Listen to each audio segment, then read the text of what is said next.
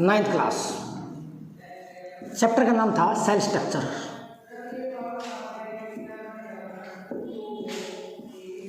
Last time हम discuss कर रहे थे सेल ऑर्गेनेलीज। सेल ऑर्गेनेलीज मैंने बताया था सेल ऑर्गेनेलीज क्या होती है। ऐसे छोटे छोटे स्ट्रक्चर्स होते हैं जो सेल के साइटोप्लाज्म में पाए जाते हैं, सेल के साइटोप्लाज्म में पाए जाते हैं और सेल की फंक्शनिंग को कंट्रोल करते हैं, उन्हें क्या बोला जाता है? Cell organelles. Next cell organelles हमारी वैक्यूल्स। क्या है? वैक्यूल्स। वैक्यूल क्या है? मान लिया ये प्लांट सेल है,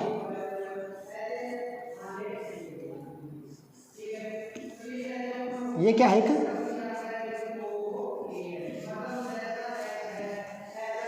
प्लांट सेल। साइड में न्यूक्लियस होता है और ये क्या है? वैक्यूल्स। ये तो न्यूक्लियस और ये क्या है? वैक्यूल। ये भी क्या है? वैक्यूल और ये भी क्या है? वैक्यूल। तो वैक्यूल क्या है? वैक्यूल क्या है? वैक्यूल क्या है? These are sac like structure. These are sac-like structure.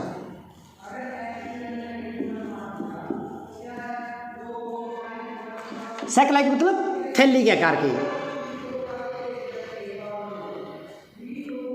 थैले के आकार के जो अंदर से खोखले होते हैं। sac-like structure present in the cytoplasm. present in the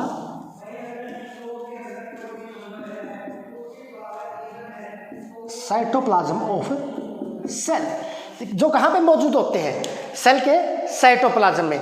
मैंने बोला था न्यूक्लियस को छोड़ के बाकी सारी मटेरियल जो भी सेल के अंदर बसता है उसे क्या बोला जाता है? साइटोप्लाज्म। जो कि साइटोप्लाज्म के अंदर क्या होते हैं? मौजूद होते हैं। इनके चारों तरफ सिंगल यूनिट मेम्ब्रेन होती है। Single membrane is present around them। मान लिया ये है तो ये इसकी क्या होगी? मेम्ब्रेन। इनके चारों तरफ क्या होती है? सिंगल मेम्ब्रेन होती है। जो वैक्यूल्स होते हैं मोस्टली प्लांट सेल के अंदर होते हैं और साइज में बड़े होते हैं। Mostly vacuole present in plant cell. किसके अंदर होते हैं? प्लांट सेल के अंदर। And large in size,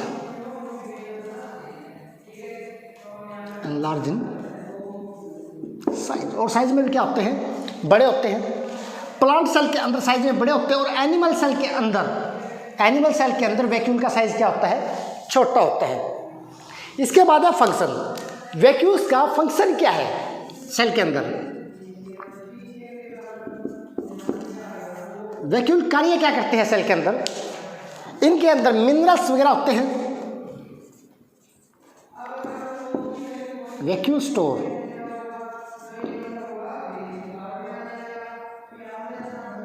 minerals,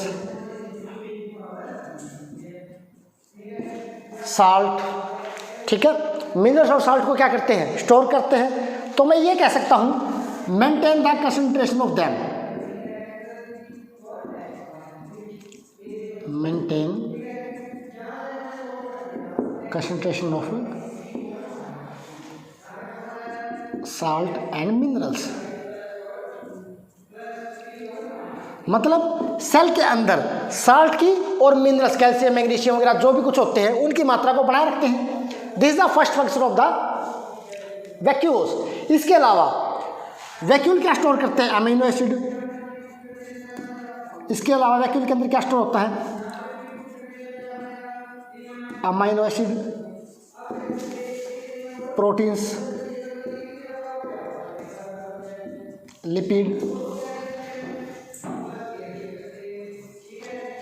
sugar. ये चीजें भी किसके अंदर स्टोर होती हैं? वैक्यूल्स के अंदर स्टोर होती हैं। इन दो फंक्शन के अलावा कुछ यूनिसेलुलर ऑर्गेनिज्म होते हैं। Example, in unicellular organism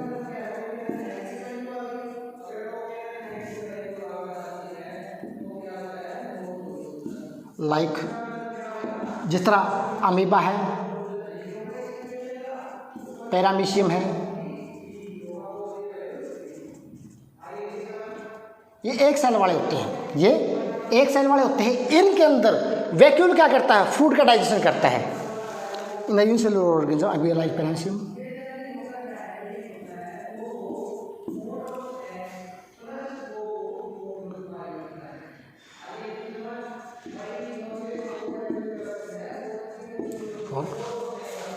digestion,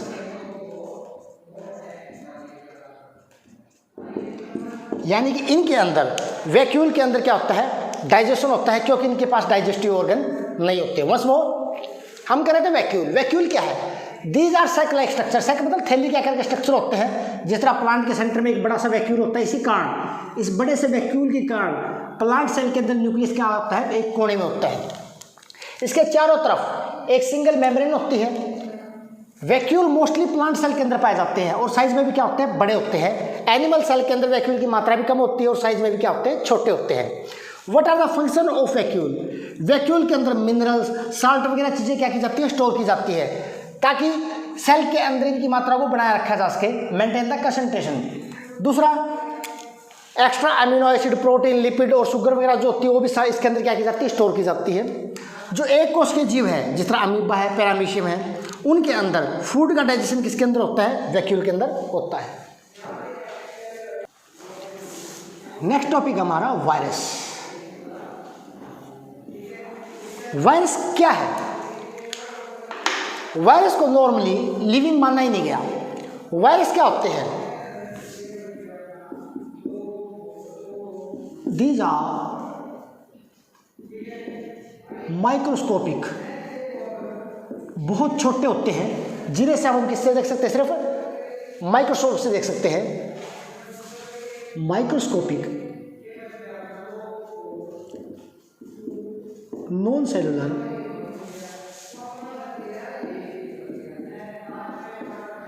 infectious particle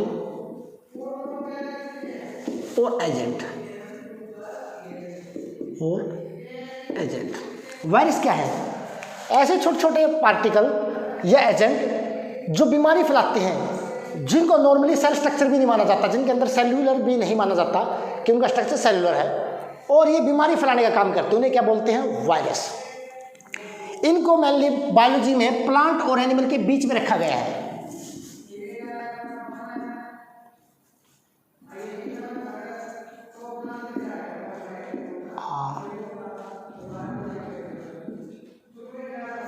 connecting link between plants and animals, these are connecting link between plants and animal. मतलब इसमें कुछ करेक्टर प्लांट्स के हैं, कुछ करेक्टर किसके हैं, एनिमल्स के हैं। दोनों के बीच में रखा जाता है, सॉरी प्लांट्स और एनिमल क्या, लिविंग और नॉन लिविंग, सॉरी लिविंग और नॉन लिविंग, बिटवीन लिविंग और नॉन लिविंग। इसे लिविंग और नॉन लिविंग के बीच में रखा गया है, क्यों, क्योंकि आउटसाइड द बॉडी तो ये क्या होता है, नॉन लिविंग। जब इन्वायरमेंट में है तो क्या है, नॉन लिविंग, लेकिन जैसे ही वायरस किसी की बॉडी के इनसाइड एंटर करता है तो क्या हो जाता है, लिविंग हो जाता है। मतलब वायरस को लिविंग और नॉन लिविंग के बीच में रखा गया है, क्यों, क्योंकि इनसाइड द बॉडी ये क्या है, किसी भी ऑर्गेनिज्म के अंदर, लाइक जैसे मेरे अंदर है, मेरी बॉडी के अंदर तो ये क्या है, लिविंग है, और मेरी बॉडी के बाहर इन्वायरमेंट में तो क्या है, नॉन लिविंग है।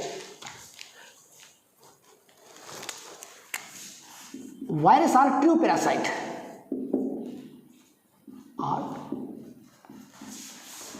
True parasite. इसका मतलब यही हुआ कि वायरस को ट्रू पैरासाइट क्यों बोला जाता है, क्योंकि हम किसी न किसी लिविंग ऑर्गेनिज्म के ऊपर डिपेंड करता है, ठीक है, because these are living, because these are living inside the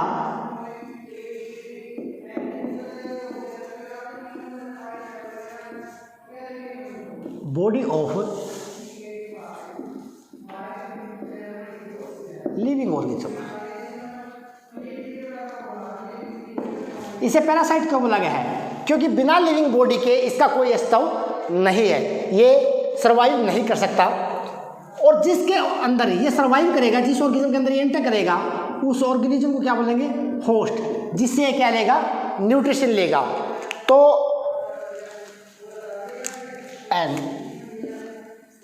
virus को जो लिविंग बनाता है वो कैरेक्टर क्या है? Genetic material.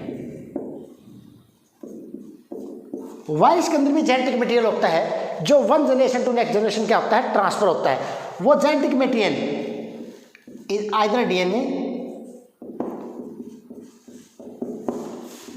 और आरएनए, कुछ भी हो सकता है। डीएनए भी हो सकता है और आरएनए भी हो सकता है। डीएनए की full form deoxy ribo nucleic acid, और आरएनए की full form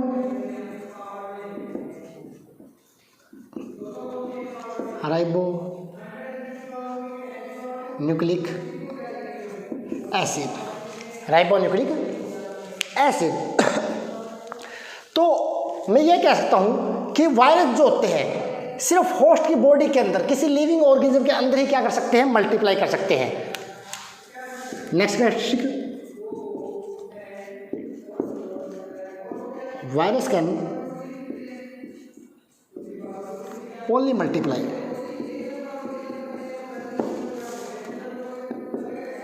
in the body of host organism. ये सिर्फ किसी होस्ट ऑर्गेनिज्म की बॉडी के अंदर ही अपने आप को क्या कर सकते हैं? मल्टीप्लाई कर सकते हैं, बाहर मल्टीप्लाई नहीं कर सकते। कुछ एग्जांपल है वायरस के, एग्जांपल है क्या? कौन से वायरस है? टीएमवी फेमस है, टोबैकोमोजिक वायरस,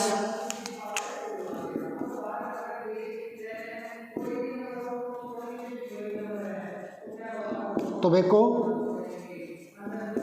वायरस। इसके अलावा बैक्टीरियोफेज,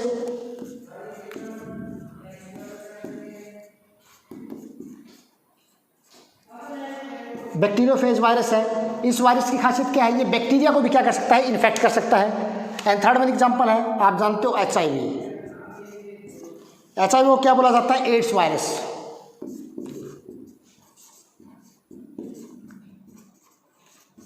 जो शरीर की रोगों से लड़ने की एबिलिटी को क्या करता है? डिस्ट्रॉयड करता है।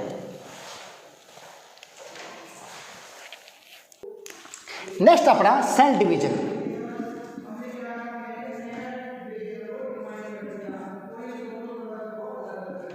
सेल डिवीजन क्या है? किसी भी सेल की वो प्रॉपर्टी जिसके द्वारा कोई भी सेल नई सेल क्या करती है? पैदा करती है, उसे क्या बोला जाता है? Cell division. तो मैं क्या लिखूंगा? It is the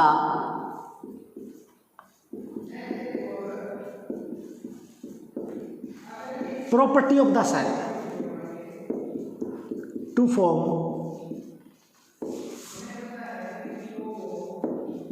new cell. किसी भी सेल की वो प्रॉपर्टी जिसके जरिए कोई भी सेल डिवाइड होकर क्या बनाती है? नई सेल बनाती है, उसे क्या बोलते हैं? Cell division. सेल डिवीजन के जरिए by cell division an organism can produce gametes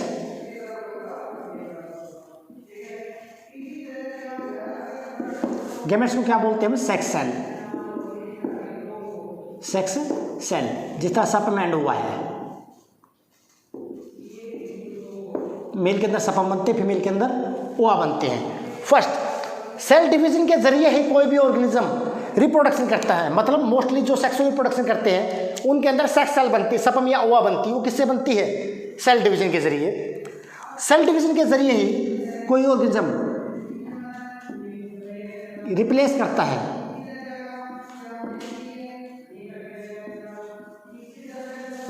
injured और डेड सेल। जो सेल डेड हो जाती है या जिनके अंदर कोई टूट फूट हो जाती है, जिनके अंदर कोई इंजरी हो जाती है, उन सेलों को भी किसके द्वारा रिप्लेस किया जाता है? सेल डिवीजन के जरिए क्या किया जाता है? रिप्लेस किया जाता है। सेल डिवीजन नॉर्मली दो टाइप्स की होती है। कितने टाइप्स की होती है? दो टाइप की। फर्स्ट है माइटोसिस एंड दूसरी क्या है? मियोसिस। दूसरी क्या है? मियोसिस। तो सबसे पहले हम डिस्कस करेंगे माइटोसिस को। माइटोसिस क्या है? In this type of cell division, इस प्रकार की सेल डिवीजन में एक सेल से दो सेल बनती है और वहां पे नंबर ऑफ क्रोमोजोम की संख्या क्या रहती है? सेम रहती है। यानी कि जो नई सेल बनती है और पेरेंट सेल होती है उसमें कोई डिफरेंस नहीं होता। In this type of cell division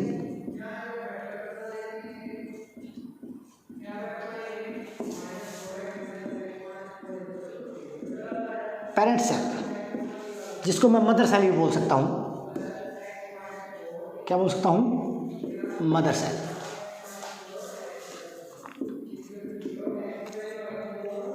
divided to form two new daughter cell.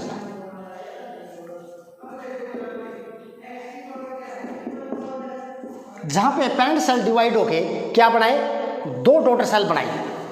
ठीक है, मान लिया ये पेरेंट सेल है, ये क्या है? Parent cell.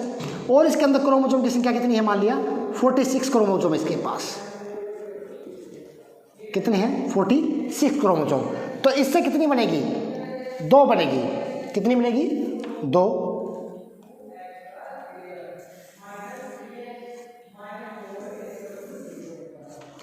और इन दोनों के अंदर ये क्या होगी? दोनों daughter cell.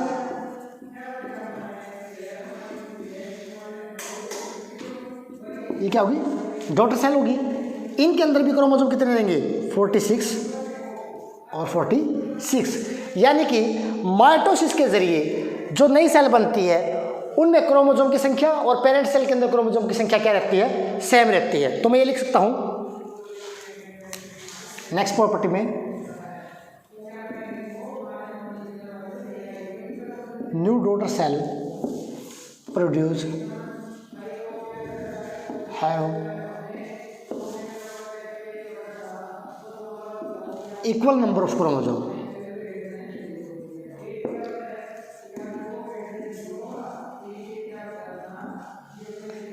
equal number of chromosome as is parent cell। यानी कि जितने पेरेंट सेल के पास होते हैं क्रोमोसोम, उतने ही किसके पास होते हैं? नई जो सेल बनती है उनके पास होते हैं। तो माइटोसिस का फंक्शन क्या है?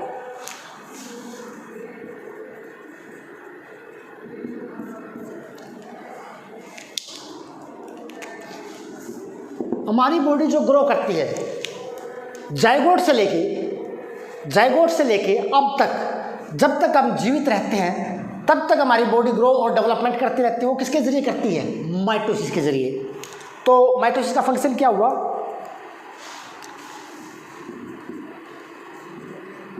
all growth, development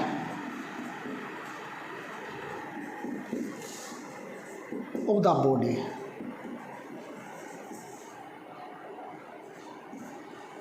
through life, पूरी जिंदगी।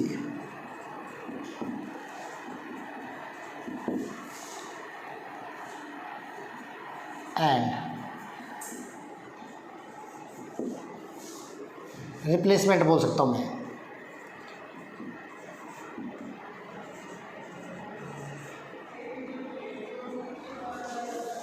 Dead cell take place bye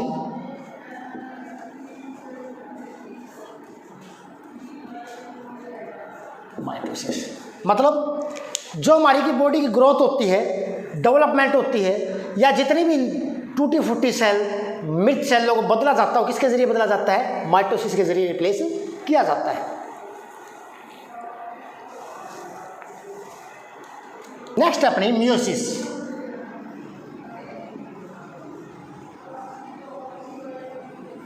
next cell division कौन सी है? मियोसिस। मियोसिस में क्या होता है? इसमें एक सेल से डिवाइड होकर कितनी सेल बनती है? 4 सेल बनती है। एक पेरेंट सेल डिवाइड होकर कितनी सेल बनाती है? 4। और क्रोमोसोम की संख्या पेरेंट सेल के कंपेयर में कितनी रह जाती है? हाफ रह जाती है। क्या रह जाती है? हाफ। फॉर एग्जांपल मान लिया ये पेरेंट सेल है, इसके पास 46 क्रोमोसोम है। कितने? 46। तो पहले इससे डिवाइड होकर क्या बनेगी? 2 सेल बनेगी। और इन दोनों में क्या क्रोमोसोम रहेंगे? 23। मान लिया ए था, ए से डिवाइड होकर 2 बनी, A1। अब A1 से डिवाइड होकर 2 बनेगी,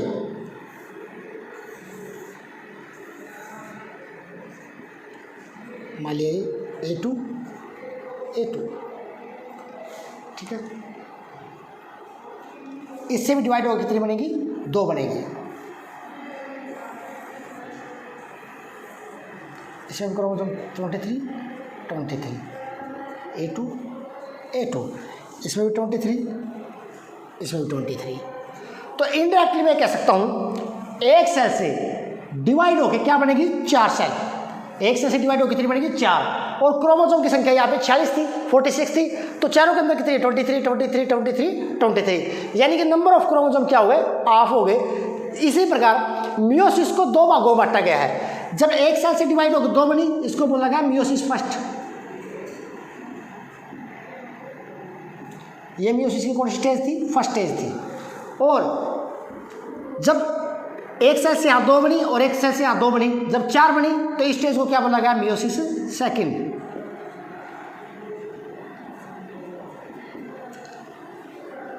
ये मियोसिस फर्स्ट और ये मियोसिस सेकंड। तो डेफिनेशन में क्या होगा? मियोसिस क्या है? It is a cell division,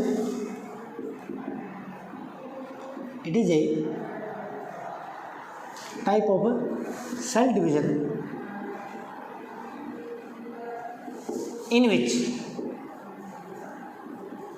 in which one mother cell या पेरेंट सेल और मदर सेल, कुछ भी लिख सकता हूँ मैं, चाहे मदर सेल लिखो चाहे पेरेंट सेल लिखो। Mother cell divide to form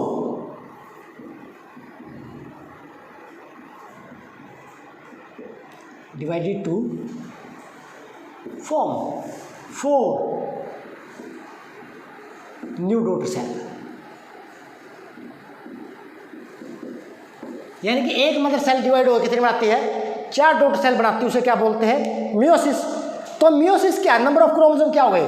half हो गए। तो मियोसिस को रिडक्शनल डिवीजन माना जाता है, मतलब जिसमें क्रोमोसोम की संख्या क्या होती है? कम होती है। Meiosis is a reductional division.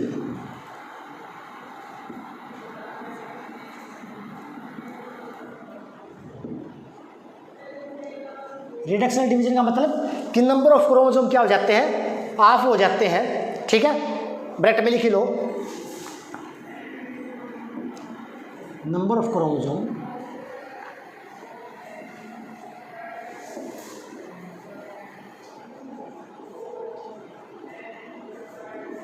Become half. Number of chromosome क्या हो जाते हैं? हाफ हो जाते हैं। जैसा मैंने बताया मियोसिस के अंदर कितनी स्टेज होती है? 2, meiosis first and meiosis second.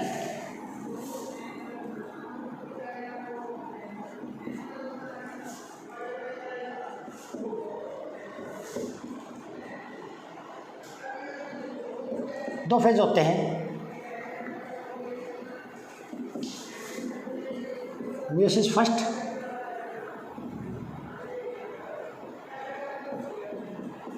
Meiosis second.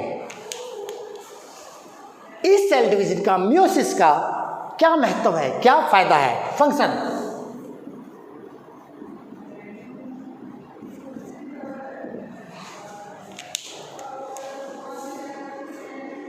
जो गैमेट्स होते हैं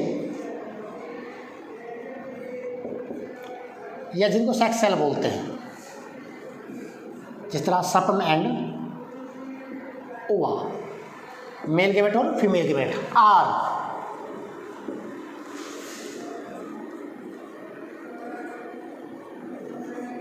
प्रोड्यूस बाय द